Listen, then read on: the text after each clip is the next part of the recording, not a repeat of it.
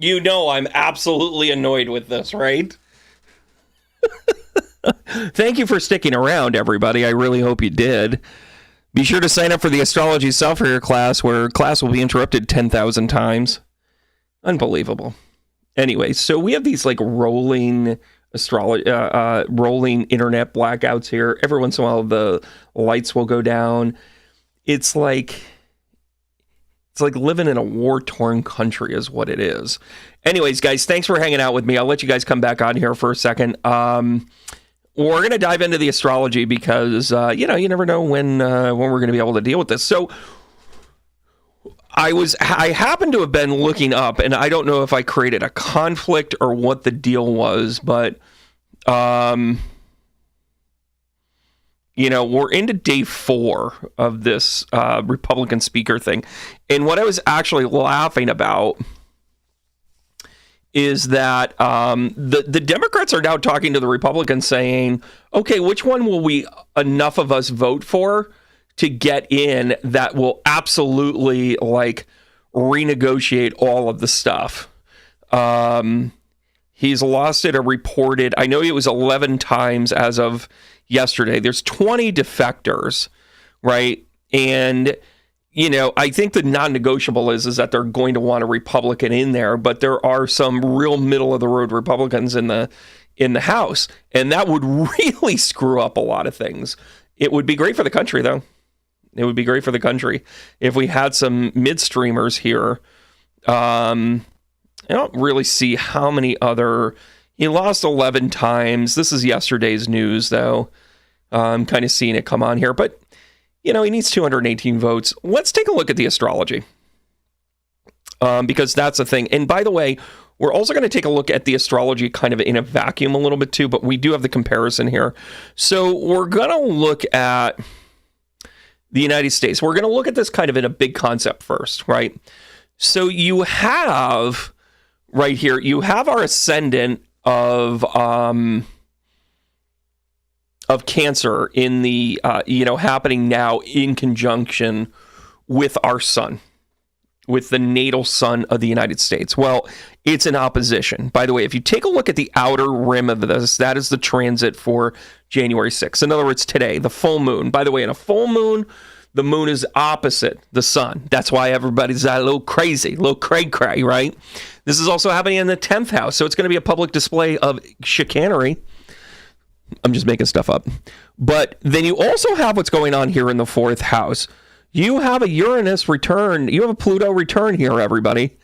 You have the Pluto return. Remember how we talked about that 2 days ago? I like it. Remember at the very end of December, we were talking about the Uranus or the Pluto return here. Well, you're doing it with conjunction to a Mercury who's in retrograde. Did we not just experience that for the last 7 minutes? Or, oh gosh, I should probably make sure I'm actually on here. And is it the same feed?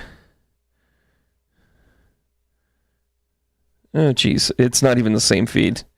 I'm sorry, guys. There I am.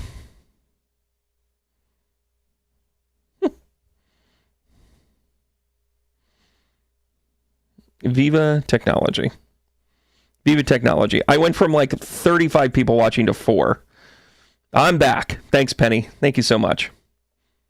Hope you guys can hear me. Anyway, so the dynamic here of this chart, you have a couple of things going on here. You also have Chiron squared to this event, to this full moon opposite the sun, because that's what a full moon is. You have Chiron happening. Now, I think Chiron, if I'm going to project this a few more, we went through another Chiron return as a country. And I think that this is kind of like healing mode. So the things that you're seeing with this right now, with having a House of Representatives, House of Representing, not being able to close it, and being in the 4 years of a Trump administration where everybody was woefully underqualified. I mean, they took the one doctor in the cabinet and put him in charge of housing. Again, if you haven't seen Idiocracy, you just lived it. But now what's happening is that we're also beginning to recognize, Yeah, definitely. You're on. You can see me. Okay, thanks, Penny. My only fan. Thank you, Penny. So that's how friendships happen. So you also have, to the natal Saturn, you have Chiron in opposition to this. What does this mean? It means that we're looking at healing our structure. We're looking at healing our stuff. So right now, to the United States itself, we have our Pluto return, still in the shadow period.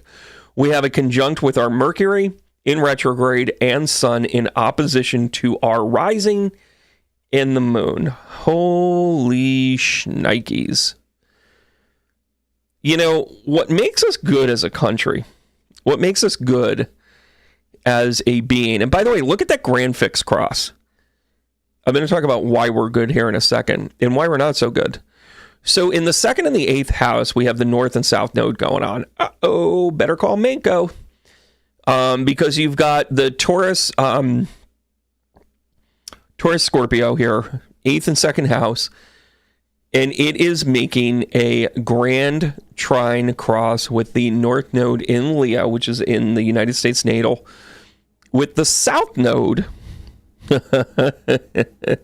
conjunct to Pluto. Actually, it's a very wide conjunct. It's just outside of the conjunct, but I'm doing the math. I'm like, carry the one. Does it, how many degrees? Okay, all right. Yeah, no, it's not conjunct, but still sitting in the 4th house, everybody. We're very comfortable with telling everybody how great we are. That's what that symbol is. With the south node and Pluto sitting in the 4th house in our natal chart. This is the reason why we're like, we're the greatest country in America, in the world. Well, all right, so we're not number one in everything, but who can be? But we're number one overall. We're full of shit. Because looking at this chart, we have some real problems and some real honest conversations coming. I want to draw your attention to none other than what's going on here in the 6th house. Right now, you have Jupiter that just moved into Aries, the little cheeky bastard to go big or go home. And then you have the 10th house in conjunct with Neptune. Well, of course, this is a very public, in-your-face, drop-down, drag-out unveiling. This is a public tar and feathering, quite frankly, everybody. Because, and again, I think my angles are a little bit off here, but we're coming up on trine. This is a gentle energy. It's kind of good medicine for us. I think the United States is... here's my hope. Are you ready for my hope? My hope is that by the time Uranus gets conjunct with the natal again, which is probably going to happen. I wish I had one of those big books, which is probably going to happen by the middle of next year. Carry the one. Actually, it's probably going to be about another 5 years, 4 years. We got a half a shot at healing. We've got a half a shot of kind of coming full circle on this, right? But in the 8th house, of course, we've got... You want to know why so many things are getting encumbered right now? Because look at that Mars sitting in the 8th house. This Gemini retrograde Mars crap going on, which is just deviousness. It's just like, oh yeah, well, I'll show you. And it's people burning themselves to the ground for the sake of a cause that they don't really, go with. Hey, Kathleen, how are you? I hope you enjoyed that. Hello, also known as Jet. How are you? I will be seeing you here soon. So Kevin McCarthy loses 12th vote breaking now. Yeah, of course he is. He's not going to win, everybody. It is not this. This is about an exposure. And until they're ready to expose something, it's not going to come over well, right? I want to switch over to the January 6th to January 6th. And I want to show you guys how that affected, how that moment in time, and I'm starting to really kind of build a case. Penny and I were talking about this the other day, and I talked to another mediumship friend of mine. I'm really starting to build the case about, and it's not just one stream of text. It's Nostradamus. It's a little bit of Baba Vega. It's a little bit of Edgar Cayce. A little bit of Gene Dixon. I actually went there. I'm actually trying to source some more Gene Dixon information. But Donald Trump might actually really kind of nail this whole Antichrist thing. I'm not there yet, but I'm really looking at this. All right, so let's take a look at last January 6th to this January 6th to January 6th ago. So the riot day, 2021, who could forget it? Happy days are here again. And again, I'm using January 6th as of like today. I tried to get a closer time here, but it's all good. So you have your sun kind of running into each other. Not exact, though. You'll see that it's not necessarily exact because at different times. You have Chiron moving forward. And again, we had this forward and backward motion with Chiron here over the year. You have Pluto coming up to it. So you were starting to get this Pluto energy. And you were just getting into the conjunct time, just to let you know. So you have got Pluto... You've got Pluto kind of moving into, you have Pluto moving into the wide conjunct time, right? You have Uranus coming into this wide conjunct time. You've got a lot of these energies that are kind of telling it like it is, right? You'll also see that the North and South node, where today it's created a fixed grand cross. That's why there's like stuck energy. You have this energy from that day to today.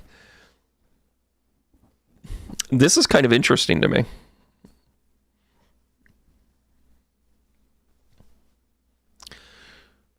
The North Node is in this it's in this conjunct with Uranus in the 12th house currently. That's a chaos metric. And then Mars in retrograde in the first house. This is where the placement ends up, right? In comparison. So this is our identity. Our identity is confusion and chaos, guys. Mars is in retrograde in our first house in Gemini.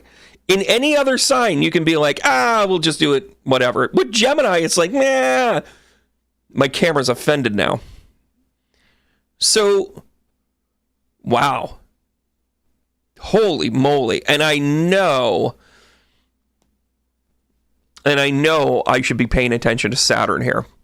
So, the January 6th riot, take a look at what Jupiter and Saturn is doing in the 10th house in Aquarius for the greater good. You've got this conjunct that it's like, okay, we're going to show this struggle front and center. Now I want you to take a look at what's going on with Jupiter and Saturn now. Saturn's back in the 10th house, right? It's still sitting there in Aquarius. Jupiter's moved on to Aries. This is the reason why it's going to get unstuck. But it's in a wide conjunct with Neptune. So guess what, everybody? Guess what we're talking about here? We're going to rip the Band-Aid off in a lot of things. And it's in the 12th house. It don't care. It's kind of a honey badger position, if you know what I'm talking about. Honey badger don't give a shit. By the way, in the 6th house, you've got the South Node. This makes us very prone to want to rip secrets off so we can heal the wound. When the South Node ends up in the 6th house, it's a conversation about, like, you don't have to do it necessarily in public, but what are you going to do? Well, and then you have these very public things going on, like, say, for instance, I don't know, the moon being in the 3rd house. We are communicating how much pain we're in here, guys. This is a thing. Holy moly, this is a thing.